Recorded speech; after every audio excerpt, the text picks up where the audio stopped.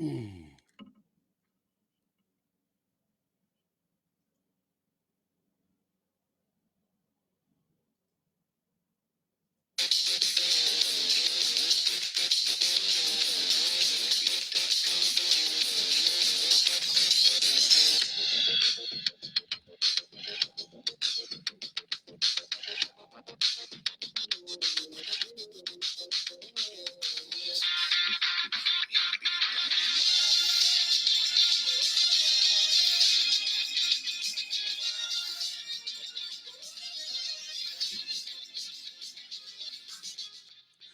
Welcome to the Reality Check with Charles Butler.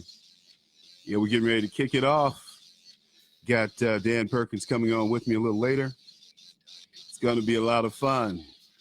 Boom, boom, boom, boom, boom. Okay, the Chinese. The Chinese are pulling their investments back. What does that remind you of?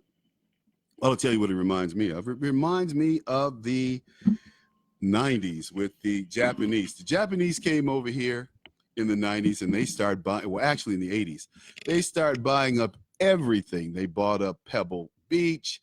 They bought several golf courses up there, jacked the prices up from $25 a round to like $250 a round. You couldn't play in your own backyard. So the wealthy Japanese would come over, of course. Oops. Oh boy. The wealthy Japanese would come over.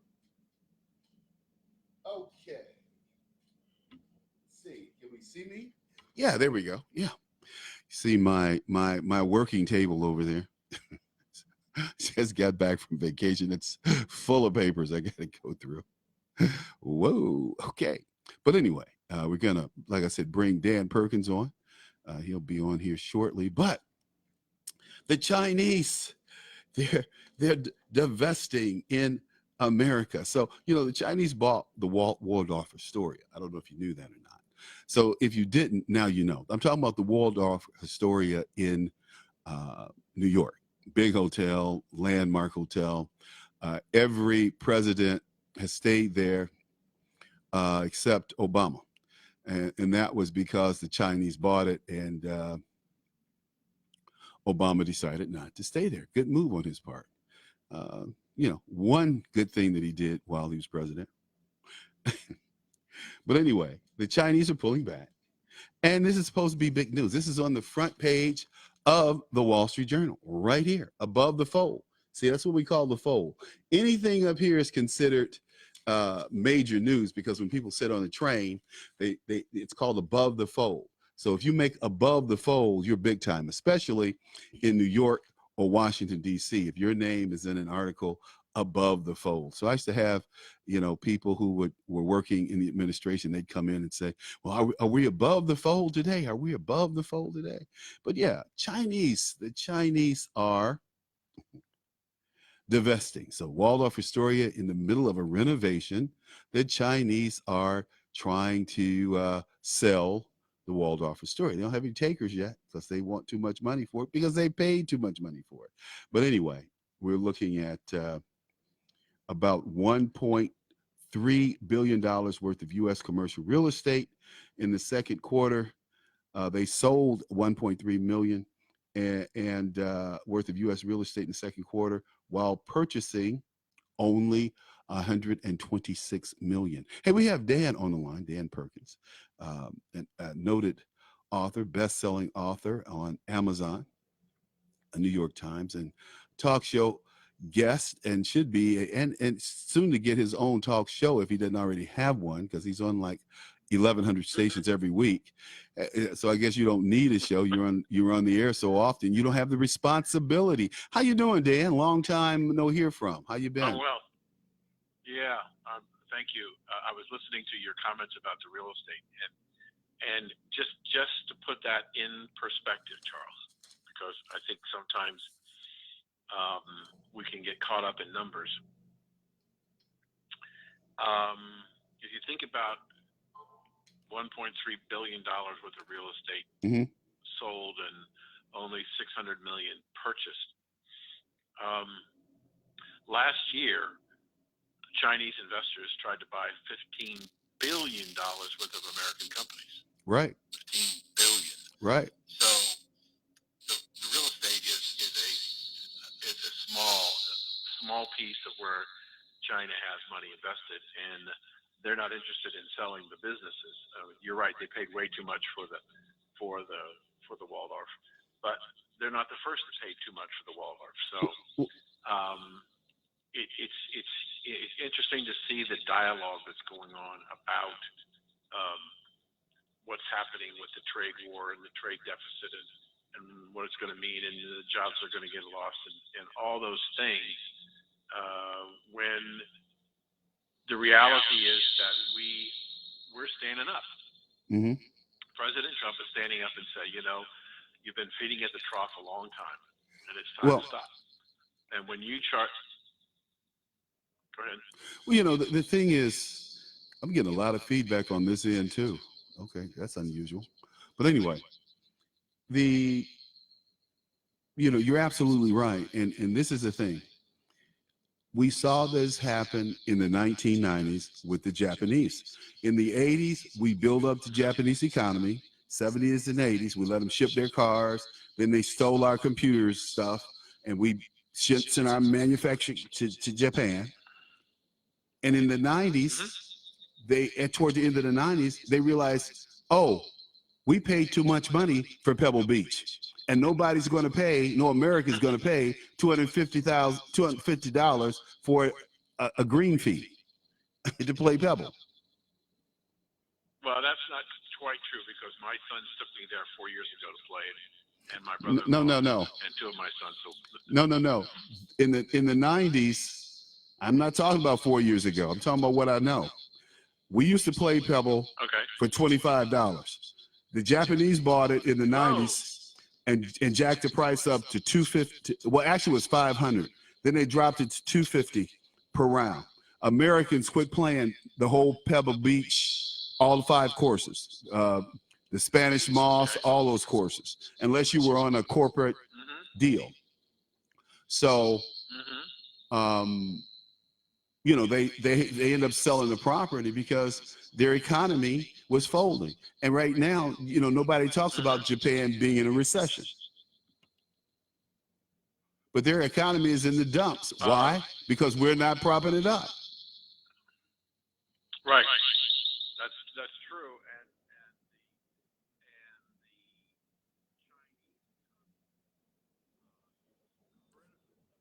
Right.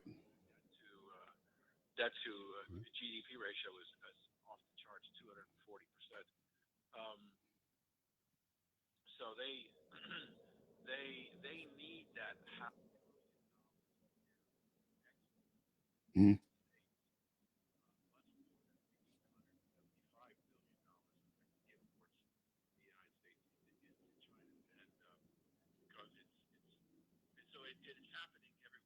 The deficit with the EU is $175 billion. The deficit with China, with Canada, is like 48 billion and 48 billion and 75 billion with Mexico.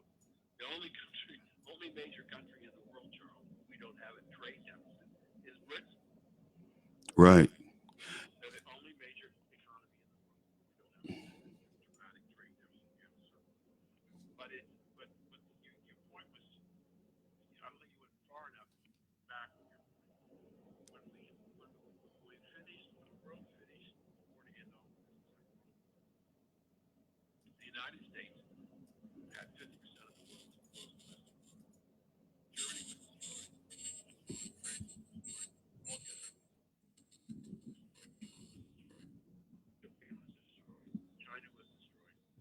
The only real economy was the United States. And our generosity to restore and rebuild these nations put us in a position where we were allowing them to build an infrastructure to ship products to the United States. Mm-hmm. And we did so with the minimal tariffs. And nobody stopped to think about, what does it mean if you've got a $400 billion annual trade deficit? Nobody seemed to be concerned about it. And yet you should be concerned about it. And the protective tariffs that the other countries like China put against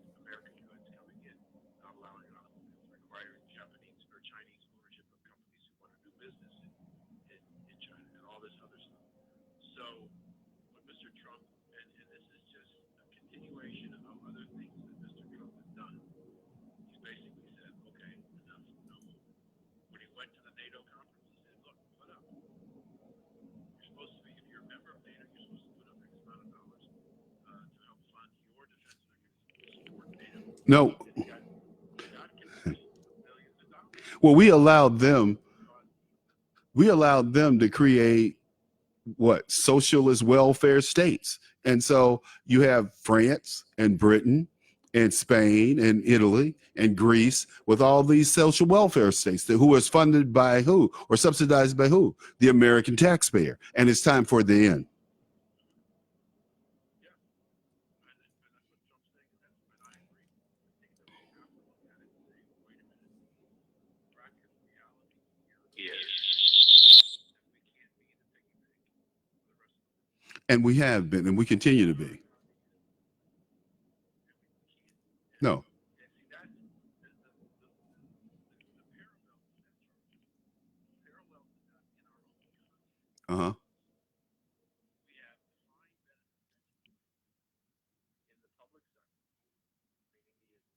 meaning in state, city, and county government, Right. who have retirement plans that they're never going to be able to fund. But we keep promising them more and more and more. And Illinois is in serious, serious trouble. And so what does Illinois do? They continue to raise the taxes on property. And now they're talking about you can't sell a house because the tax burden is so high, nobody wants to buy it. But that's the liberal agenda is just put more tax burden on the part of the taxpayers. It's like this woman who won the Democratic primary in New York City that it's become the darling of the Democratic Party, the socialist. Alextra. She says she's a socialist. Uh-huh. Yeah, and she's running Alexandria. Democratic banner. It's a democratic socialist. Not socialist. Hmm? Yeah. Oh, no, that's not correct. She will tell you she's running under the Democratic banner, but she herself is a socialist. Mm-hmm. She doesn't claim herself to be a democratic socialist. Mm-hmm. She is a socialist. Mm-hmm. 28 years of age. Mm-hmm. And I say, let her talk as much as she wants, because the Democrats do not understand how deep a hole they are continually digging. And we should be as Republicans, No. conservatives. Okay. We should make sure they have a good sharp shovel every time they open their mouth. But this is the thing. This is what she holds herself as. A member of the Democrat Socialists of America. We have 72 members of Congress that are members of the Democrat Socialists of America. Mike Heimers, Danny Davis, is a member of the Democratic Socialists of America, and he's proud of it. He admitted on my radio show. Okay. Well, I would be surprised if there are 74 that go in. No, there's 72. About this very issue. Yeah, there's 72 of these people. Yeah. So, Rasmussen released a poll this morning that said that first of all, I thought it was fascinating. Democrats don't really understand what socialism means, but they're in favor of it. Oh, they understand. Free stuff. The polling data says they don't. Well, listen. Well, listen. What poll can you believe? See, I never believed in polls. When Bill Clinton started governing by polls, I was done with it. I was like, who cares what a poll dictates? A poll never revealed my thoughts. I don't know anyone who's ever been polled by, what was the big polling place? Gallup? What was it? What? Gallup poll? I don't know anyone. I lived in the great zip codes in California, in Chicago. Lived in Hyde Park, in California. I lived in Escondido, Del Mar, Bonita. I never got polled. I don't know anyone who's polled. So I don't have any faith in polls. But let me counter by saying the biggest mistake that the Hillary Hmm. is they believe their own polling data, which was bogus. Well, But that doesn't mean, Charles, that doesn't mean that you paint all pollsters with the same brush, because for the entire campaign, I followed two pollsters, the LA Times Daily Tracking and Rasmussen, and both of those two polling agencies called the election correct. I Hillary don't was not going to win. I don't know about Trump LA, had a victory too. but if I remember right, didn't Rasmussen have Trump losing by 20%? Oh, no. I followed that poll because I send it every week on my radio show. Mm-hmm. Both of those polls, and I will talk about the fact that those two polling firms were outfits. They did not, in any way, shape, or form, fall into Democratic polls, and I think the same mistake is going on today. Is that the Democratic pollsters are talking about this big blue wave, No and way. they're going to sit there with their thumb up, you know what, on the side saying,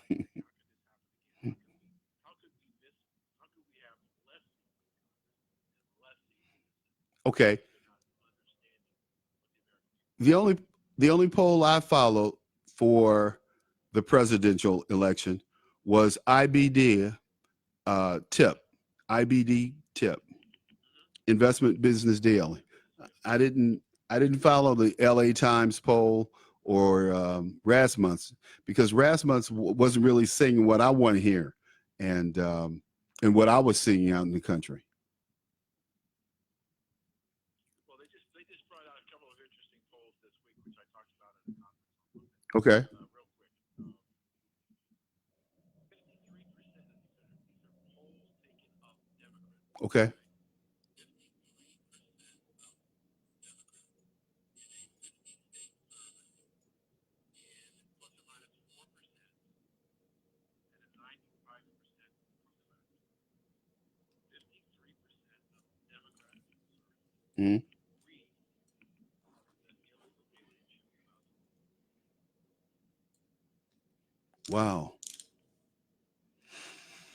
53% of registered voting age Democrats, not Republicans and Democrats, just Mm-hmm. Democrats. They said 53% should be allowed to vote. Two, Mm-hmm. Rasmussen also did a study on what, or again, Democratic pollsters, Mm-hmm. polling with Democrats. Mm-hmm. What are you looking for in a candidate in 2020 presidential election? Two answers: young and new face. They do not want Hillary. 73% of the Democratic poll do not want Hillary. They do not want Biden, and they do not want um, Elizabeth Warren or Bernie Sanders. They want somebody new and different. And there's nobody new and young coming out to the forefront that's working. Not happening. So Well, you well, may not believe the polling data, but I do. well. You know, when you talk about that kind of polling, okay, fine, I can go with that. But when you say, um, what's the job approval rating of Obama or Trump or Clinton or Bush?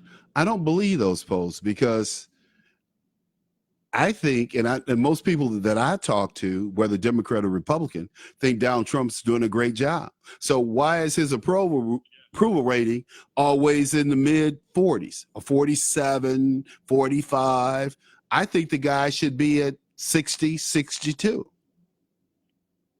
Right. It probably is if you didn't have the bias of the media influencing how people respond to that question. Right. And and I don't. I just think it's the people that they're polling. And here in Chicago, I was in Vegas last week. All my people out there that I talked to, total strangers, happy with the way the country's going. Love Donald Trump. Yeah. They don't like his tweets, but when I remind them that Ronald Reagan had to do the same thing to get to the people, they go, "I got it. I got it. You're right, Charles. He did. That's what Trump's doing." I will tell you. I will tell you. And I don't know if we're coming up on a break or not, No, we're not. but I will tell you.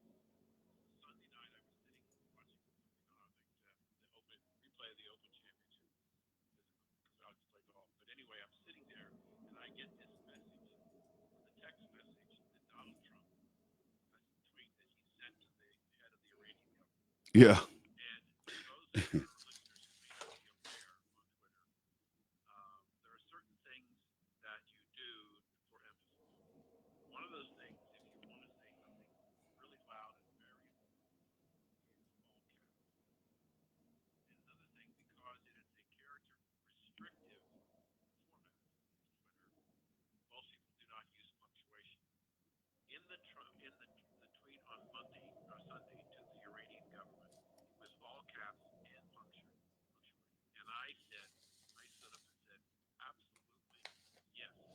Yeah. And Well, I this is tweeted what the president the said. next morning. I did. Pardon me? So this is what the president tweeted.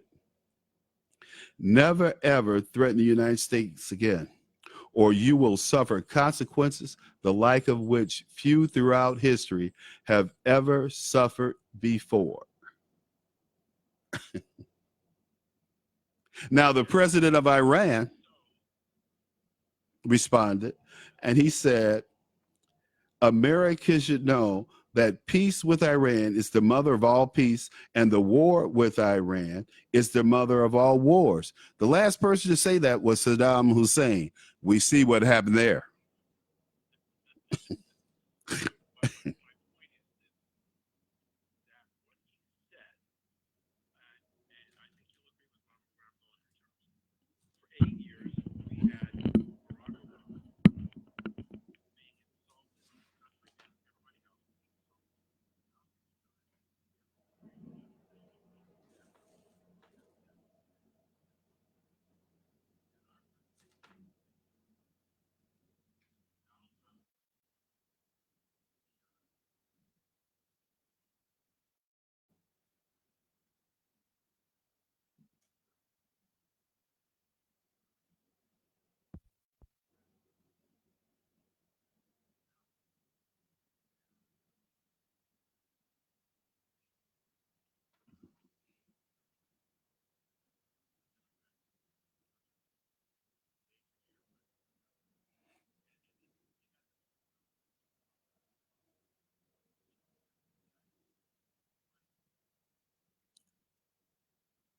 beyond Right. and again,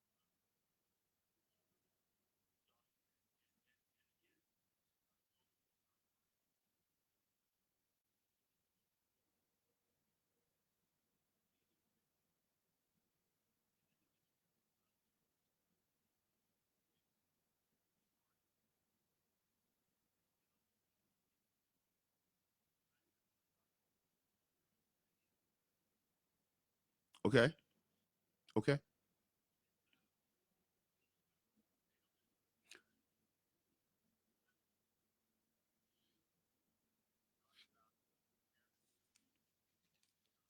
these they don't have to be presidential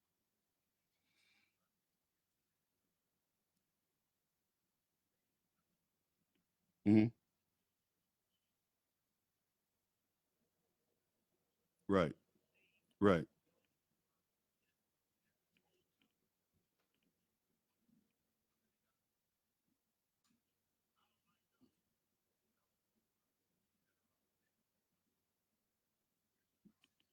know this. Well, I think it's not. So I think it's been compromised. it's been compromised. Here's how I see it. Okay. So he got a lot of heat for South Korea, and their best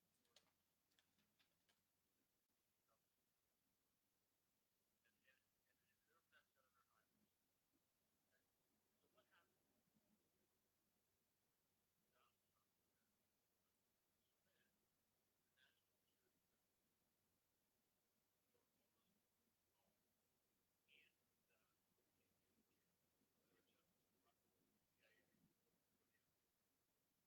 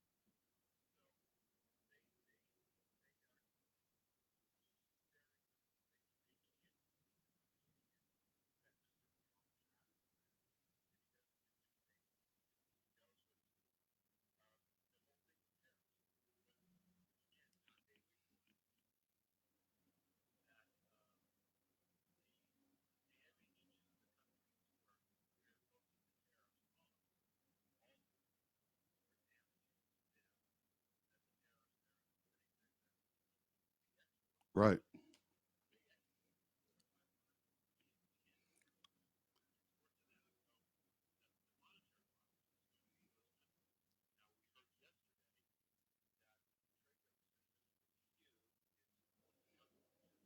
Yonker. Yonker. Yonker. Oh, he's talking tough. He's talking tough though. He's talking very tough. This guy is talking so tough in the European papers that Trump's going to smack him down when he gets here. I mean, it's just unconscionable what the guy's saying in the papers. And, I read a lot of European papers to get a different perspective. And Juncker, who's the president of the EU,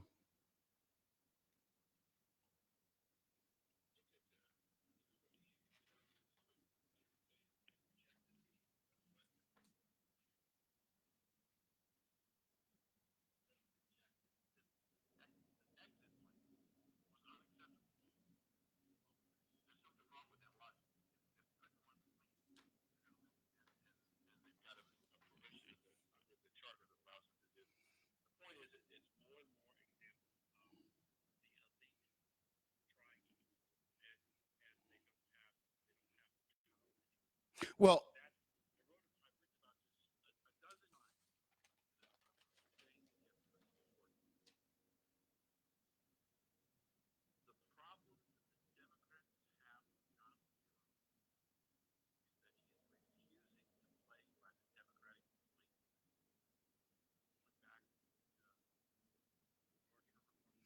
no, no, I think he refuses.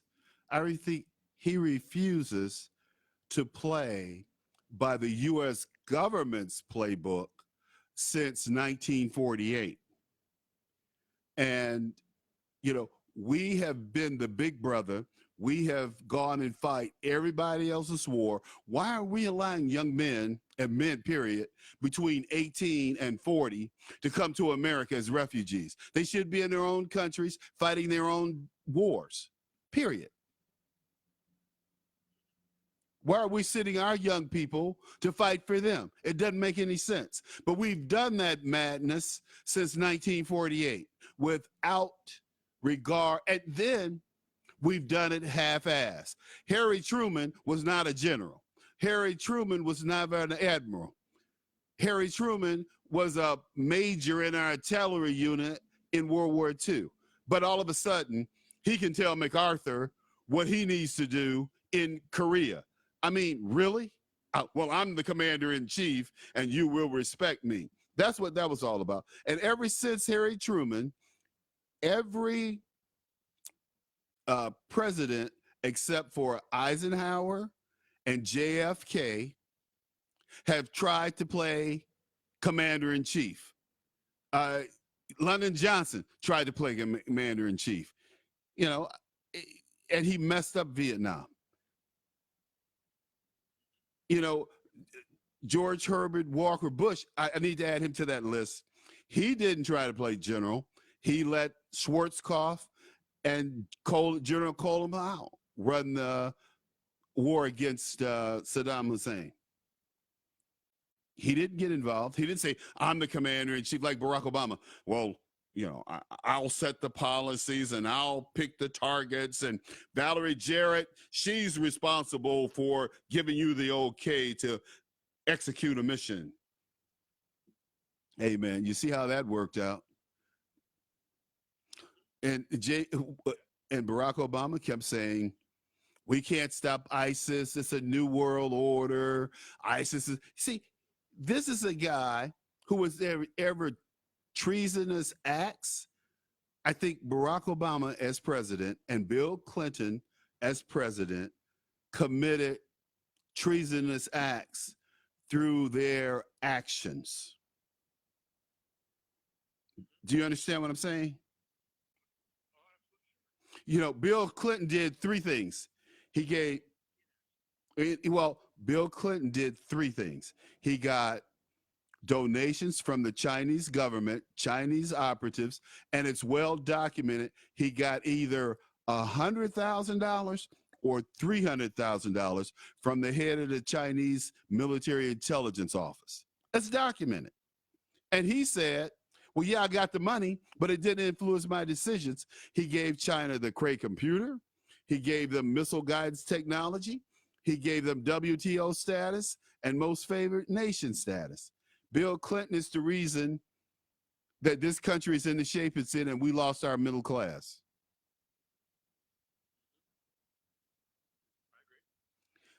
Barack Obama, his policies, he's a Muslim. Like he said, my Muslim faith, I've been to the 57 states of, America doesn't have 57 states. Islam has 57 states. This guy, he made dozens of Freudian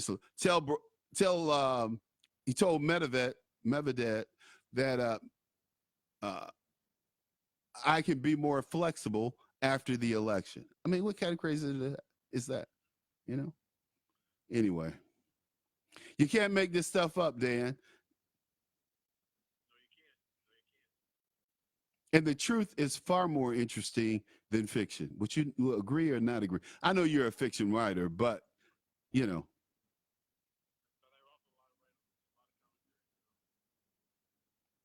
And so, where can people find your commentaries?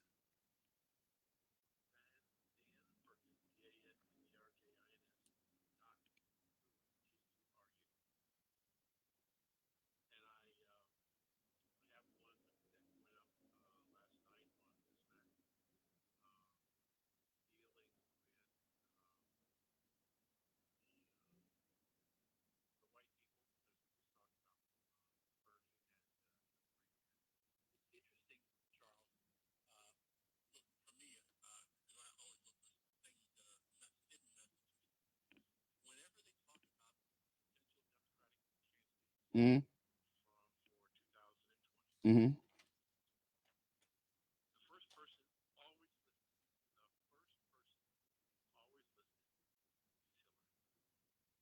Really?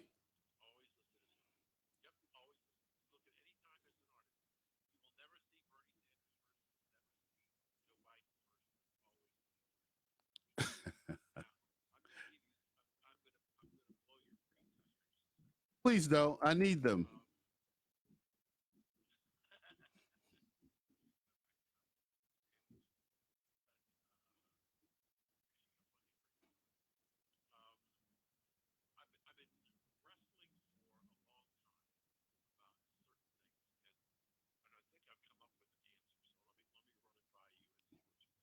Okay.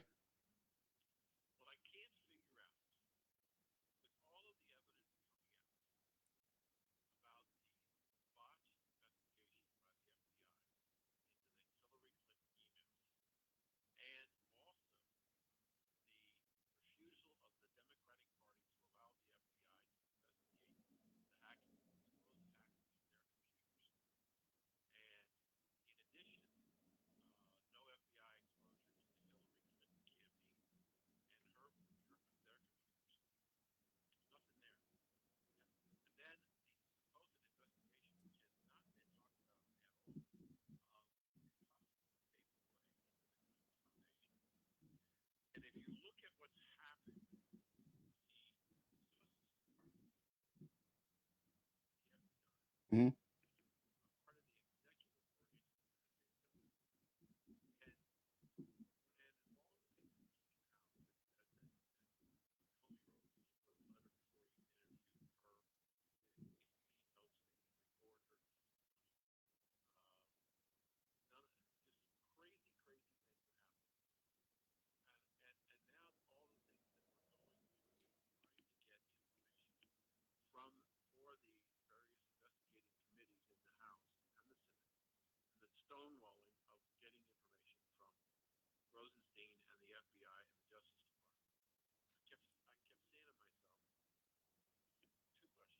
What? Uh huh.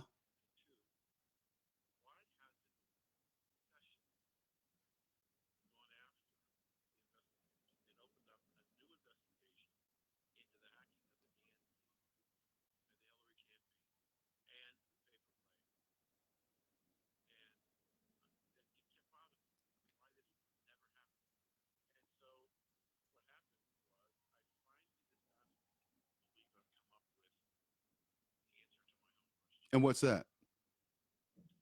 The deep state now believes that Hillary's going to win the nomination in 2020, Wow. and they are withholding information that would in any way compromise that opportunity. Wow. So your brain's rattling a little bit. Wow. So this deep state, you do believe there's a Yeah, but what I'm saying, oh, there's no question. I believe there's a deep state. What I'm saying is that I think that this constant attack of not being able to get and I think I give enormous credit to Chairman Nunes and Trey Gowdy because I thought the testimony, the hearing, the testimony of Peter Strzok was was absolutely outrageous. But more important to me than anything else, Charles, is that look at the number of Republicans who showed a backbone. The number of Republicans who were going toe to toe with their Democrat counterparts, who were trying to shout them down and were trying to say, what you have to say is of no value. All those things that were happening, which is typical strategy for Democrats against Republicans. And inevitably what happens is Republicans cave. They want to lay with their tail between their legs. They haven't. And so when I saw Louis Gohmert go after Strzok, how do you look at your wife at night when you go home? No, you're cheating on her. How do we know that we can trust you if you're lying to your wife? Why wouldn't you lie to us? I mean, the fact and that when other Democrats were trying to shout down Republicans, the Republicans were basically saying, "Get out of my face! I'm not yielding." I mean, it showed a backbone that I've seen. I can never remember ever seeing in the Republican Party. And this is another thing that the Democrats. How dare you? You know, if you look at what's going on, look at the language that Schumer used after Trump nominated his replacement for Kennedy, Judge Kavanaugh. What was the first words out of his mouth? I demand, Chuck Schumer said, I demand that you postpone the vote for this candidate until after the midterm elections. What right does Chuck Schumer have the right to use the word demand? He's called the minority leader of the Senate. You can't demand anything, but it is an example, Charles, of the rhetoric that the left has used, whether there was a Republican or a Democrat in control of the House, Senate, or the White House. When they were out of power, didn't make any difference. They treated the Republicans as if that the Democrats were in power, even though they weren't. And when you listen to these words, the words that you hear from Pelosi, the words you hear from Schumer, you hear the word demand all the time. They demand. They have no right to demand. You know, when Barack Obama won re-election, he said to the Republicans, "I won. Get over it." Mm-hmm. He did. Mike Lee, the senator from Utah, said on Laura Ingraham's show 4 weeks ago, the idea that the Democrats think that they're going to be able to stop the nomination of Kavanaugh. He said, Democrats, listen very carefully. We won the House. We won the Senate. We won the presidency. Get over it. No, well, what Barack said, which I thought, when he said it to John McCain, when he said to John McCain, "I won, John," let's. I thought he was, that's the Obama that I know.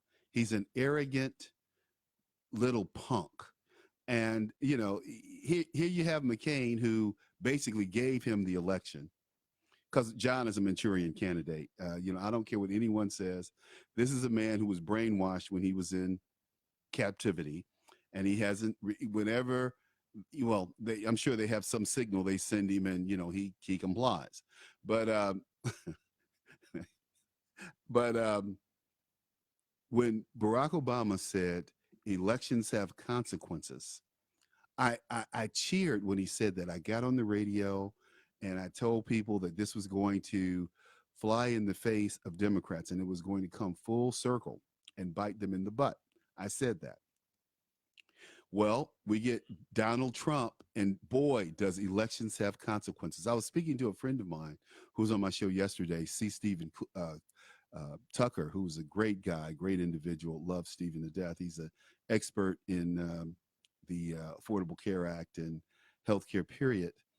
But we both were laughing because and Stephen used to run the Tea Party, Chicago Tea Party here. But we were just thanking God together that Donald Trump is president. I mean, I could not imagine. I'm looking at a town hall piece today. I'm looking at townhall.com. And what it says here is whether Democrats realize it or not, the names being tossed as potential 2020 challengers to Donald Trump are weak. It's Mellitus. After all, too far left for the American voter with all the rigid regional appeal.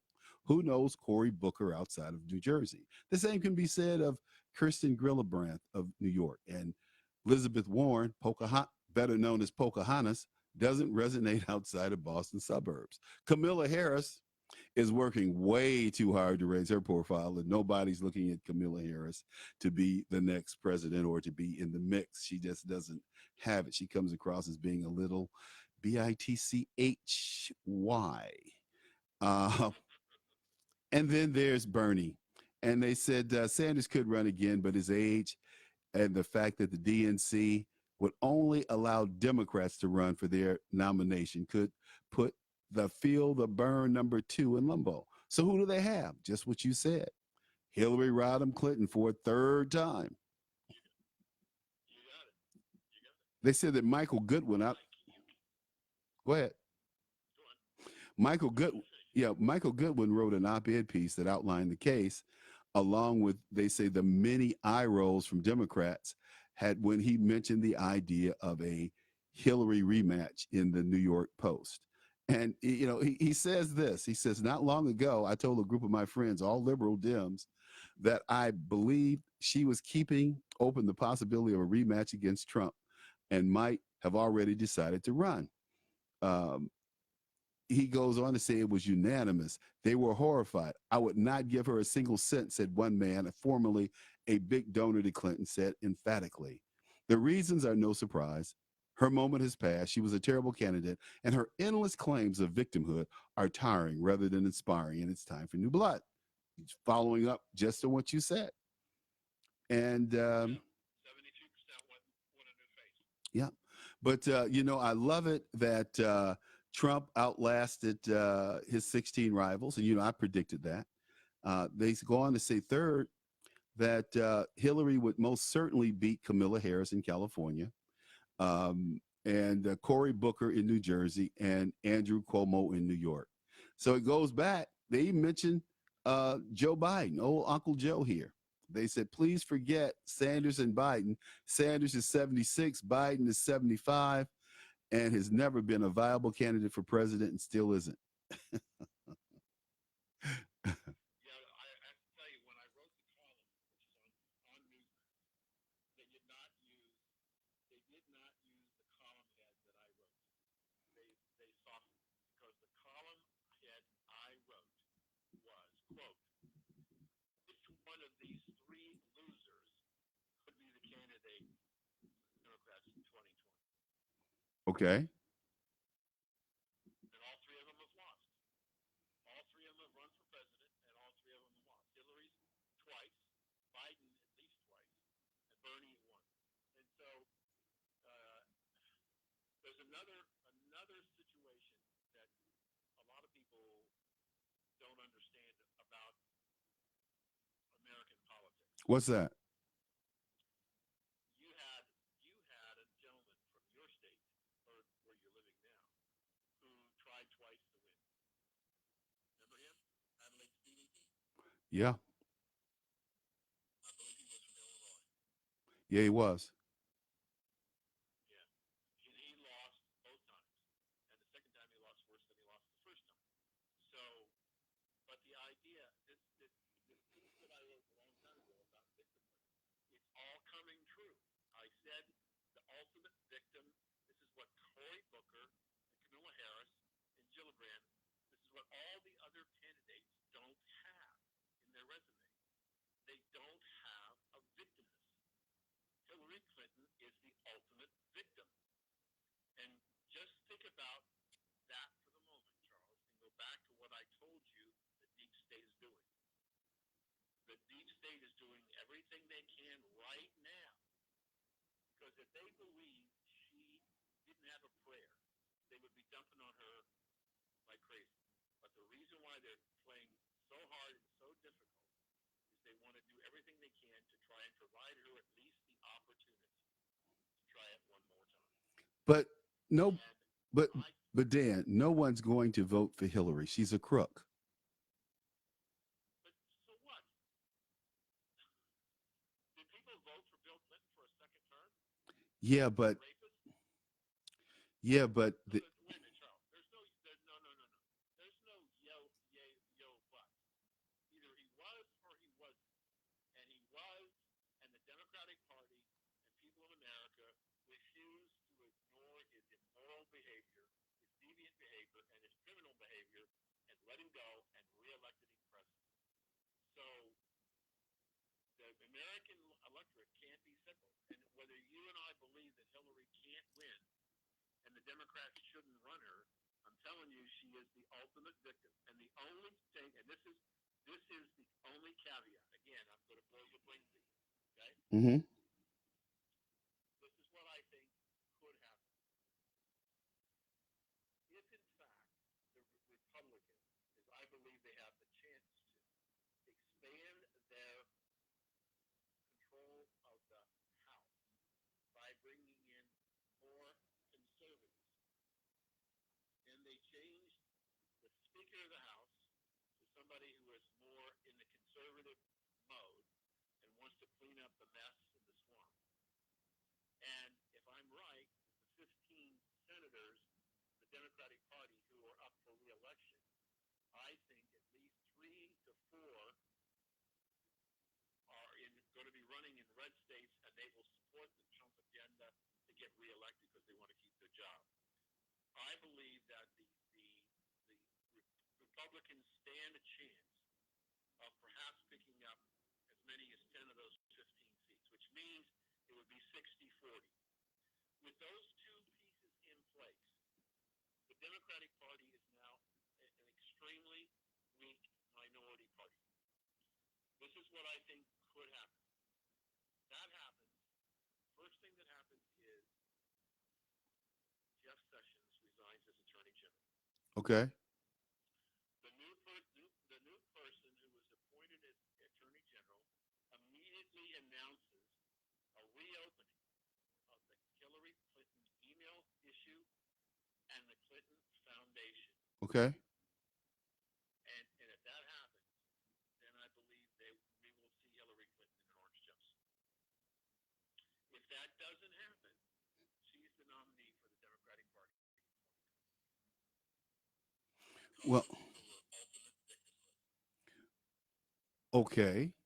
But I just don't see any support, any juice. I don't know. I haven't spoke to one person, not one person, that thinks that Hillary was wronged during the election or wanted to see her run again.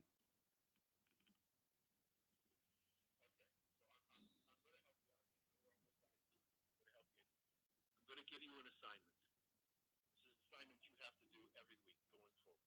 Mm-hmm. Okay? Go to the Clinton Foundation and look at their contributions. Okay. They shut part of it down, but they didn't shut it all down. And so, if you start to see an uptick, we're a year behind in reporting, so we got to start reporting 2015's numbers, and what I'm 16 numbers, and what I'm at 17 numbers. What I'm suggesting to you, if you see a change in the contributions going into the Clinton Foundation, your issue about money and everything has to change because the people who were funding her before now believe that she's going to run and that she might win because Trump is, quote, so hated. They got to be on her side. Watch that. Just once a month, just look and see if there's anything happening. And if you see that where governments are making contributions, individuals are making significant contributions, I'm telling you, Charles, that means that money is starting to flow back. Do you know that she never closed down her campaign? Oh, really? Never closed down her campaign office. She supposedly reduced some of the staff. She never closed it down. Never closed it down. So I'm saying other people that we've talked about as possible candidates basically do not have the persecution and the victimization that Hillary Clinton has. And last night I heard a guy on Laura Ingraham's show. Mm-hmm. She got more popular votes than Trump. Right. The way it was skewed in California was the difference. But the point is, there's still 3 months ago there was an article by a congressman who said Hillary Clinton should be the nominee for the Democratic Party because she got more votes than Donald Trump. Period. End of story. Yeah, but She's a good candidate, bad candidate. okay, but this is the deal on that. This is how stupid they are, and this is why I say this is how stupid they are. David Axelrod, when he ran Barack Obama's campaign in 2008, he said this consistently: "We are trying to find the fastest way to 270." He didn't say we're trying to win the popular vote. He said we're trying to find the fastest way to 270 electoral votes. That's all that counts. And in the states that Hillary won, those are blue states. Those weren't toss-up states. Those were solid blue states. She didn't win Michigan. She didn't win Wisconsin. She didn't win Ohio. That's where she could have, if she had any juice, Pennsylvania. That's where, if she had any juice or any tread, she would have taken those states. She didn't. She lost badly. And I can tell you, if they want to change the Electoral College, Dan, I say let's turn it over to let's reduce it down to the county level. So if Cook County is won by a Democrat, then the Democrat gets Cook County. The rest of the state here in Chicago, in Illinois, you can win the rest of the state, which most Republicans do, but they can't win Cook County, so they lose. Like our governor, he's going to lose Cook County. Bruce Rauner is going to lose Cook County, hands down. But if you could win a few votes in Cook County, you can do well, and you can take the rest of the state. In Michigan, for instance, the only areas that were blue were the southeast corner around Detroit, an area around Flint, and up in the UP in Marquette. Other than that, all of the rest of the counties, 90% of the counties in Michigan were red. So if you go one vote per county, and then you take the state, Hillary would have lost still. So yeah, like you said, these Democratic enclaves like New York City. New York is the same way. You win New York City area, you win the state. It's the same way. Right.